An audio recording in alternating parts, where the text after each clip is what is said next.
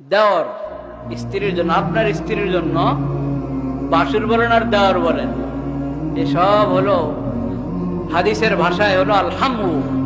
আল হামু হাদিস শরীফে রাসূল করিম সাল্লাল্লাহু আলাইহি ওয়াসাল্লাম বলেছেন আল হামু আল মাউতু। আল হামু আল মাউতু।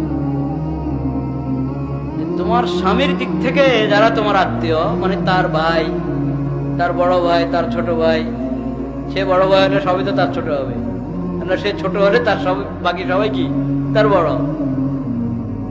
তোমার স্বামীর আপন ভাইরা কেউ তোমার স্ত্রীর জন্য কিনা মাহরম না। তাহলে তোমার ভাইয়ের চাচাতো ভাই যারা, তোমার ভাইয়ের খালাতো ভাই যারা, তোমার ভাইয়ের মামাতো ভাই, ফুফাতো ভাই, চাচাতো বললো তো হয় না, তো দুইটা চাচাতো জ্যাঠাতো, কেউ আপনার স্ত্রীর জন্য কিনা